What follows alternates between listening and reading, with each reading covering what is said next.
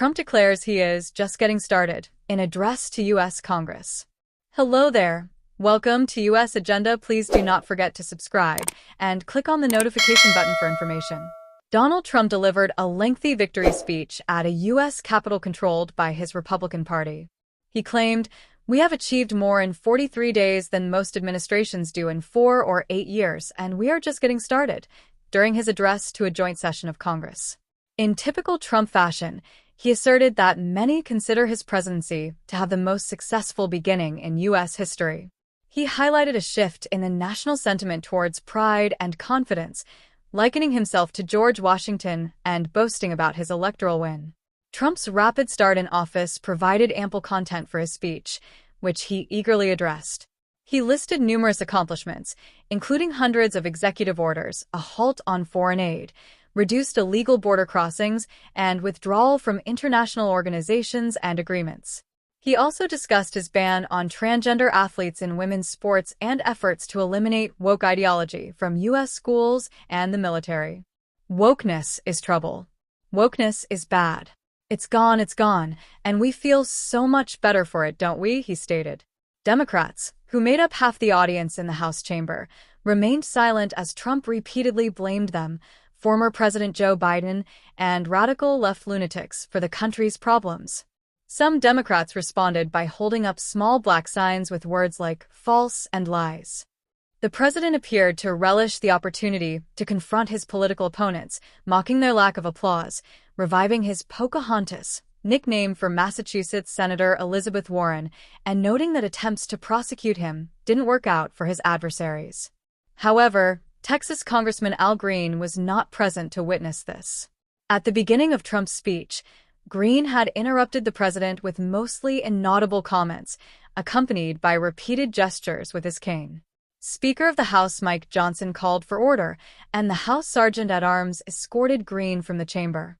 Green later told reporters outside the Capitol that he was protesting proposed cuts to Medicaid, the government-run health insurance for low-income Americans. After about 30 minutes of highlighting his initial actions, Trump shifted to the tasks that still lay ahead. This made up the majority of his speech, which lasted over an hour and 40 minutes. While he mentioned an increase in small business optimism, he blamed Biden for the current economic situation, including high egg prices. He vowed to rescue the economy and prioritize providing dramatic and immediate relief to working families. He called out Elon Musk from the audience and stated that his Department of Government Efficiency DOGE would tackle inflation by eliminating wasteful spending and fraud. This led him to list various alleged examples in foreign aid and other government programs. Trump emphasized his commitment to further immigration enforcement and passionately defended his tariff policies, claiming they were protecting the soul of our country, despite warnings from most economists that they could raise prices for American consumers. The president acknowledged that imposing a tax on imported goods from Canada, Mexico, and China might create a disturbance, and that U.S. farmers could experience a period of indigestion. However, his comments did not indicate any intention to back down from an escalating trade war that has recently unsettled the stock market. In fact, he promised to implement reciprocal tariffs on all U.S. trade partners next month.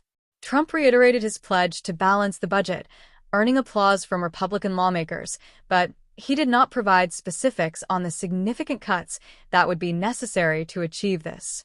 Instead, he quickly shifted to discussing the tax cuts he hopes Congress will pass, including his campaign promises of no taxes on tips, overtime, or Social Security. Implementing any of these proposals would add hundreds of billions to the existing nearly $2 trillion budget deficit. Foreign policy typically takes a backseat in these presidential addresses, and this occasion was no exception, despite Trump's significant impact on global politics in the early weeks of his second term. He reiterated his interest in the U.S. annexing Greenland, promised American control over the Panama Canal, and only briefly touched on Gaza and the Middle East. The president spoke more in depth about negotiating peace with Russia regarding Ukraine and expressed pleasure in reading a letter he claimed to have just received from Volodymyr Zelensky, which echoed a message the Ukrainian leader shared on X earlier that day. He said, "My team and I stand ready to work under President Trump's strong leadership to achieve lasting peace." We truly appreciate how much America has done to help Ukraine maintain its sovereignty and independence. Trump added that Zelensky indicated he was ready to sign an agreement on minerals and security whenever it's convenient for you. I appreciate that, Trump told the assembly, hinting at a possible thaw in relations between the two leaders. By the time Trump concluded his speech, which set a modern record for the longest presidential address to Congress, Democrats were eager to leave. His speech provided plenty for his supporters to cheer about, while critics, at least those who were watching, had much to scoff at. Thanks for watching. If you are new here, please do not forget to subscribe and click on the notification button for more updates.